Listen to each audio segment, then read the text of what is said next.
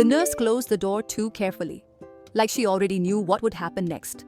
My aunt was standing by the window, knuckles white around a paper cup, her voice low and urgent, telling me to remember who paid for everything when no one else would. The consent form was already on the tray, my name highlighted, the pen angled toward my hand. She didn't look at my face when she spoke. She never did when she needed obedience. The transplant coordinator cleared his throat and said my name wrong, then corrected himself, then stopped entirely. "We can't proceed," he said, not to her, to the room. "There's no genetic compatibility." The silence after that felt physical. My aunt laughed once, sharp and wrong, like a glass breaking somewhere far away. "Test her again," she said. "She's family." The coordinator didn't argue.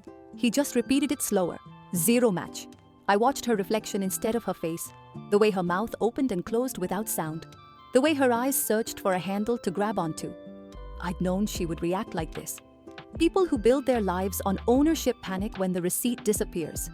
She took me in when I was 9, after my mother vanished from my life in a way no one ever explained cleanly. I was told to be grateful before I was told to be honest. Gratitude became a leash. Every school fee, every winter coat, every dinner came with a reminder that I was lucky, that without her, I'd be nothing, that mistakes would be tallied later. She liked numbers. She liked to recite them back to me when I disappointed her. I learned early how to stay quiet, how to watch the room instead of participating in it, how to wait until people showed their hands. The urgency started months ago.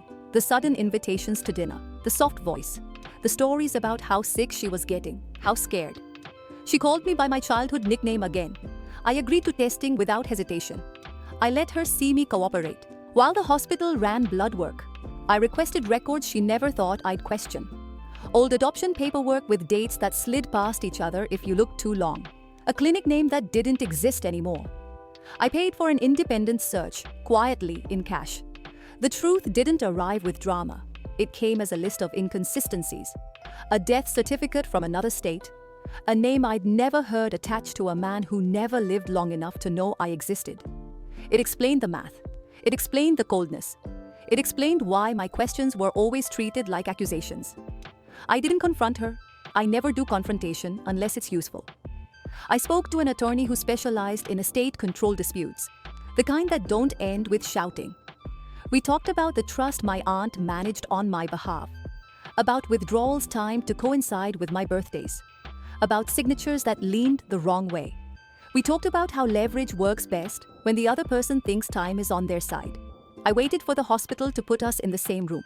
Timing matters. You don't interrupt someone while they're confident. When she finally turned on me, her voice rose, asking how I could do this to her after everything. The coordinator stepped back, already done with us. I told her quietly that I hadn't done anything. I handed her a slim folder, nothing theatrical, just paper.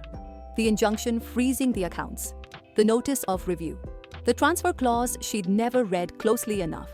Her hands shook as she flipped through it, faster and faster, like speed might change the outcome. "You're ungrateful," she said. But the word didn't land this time. It floated, useless. She tried to stand and didn't manage it.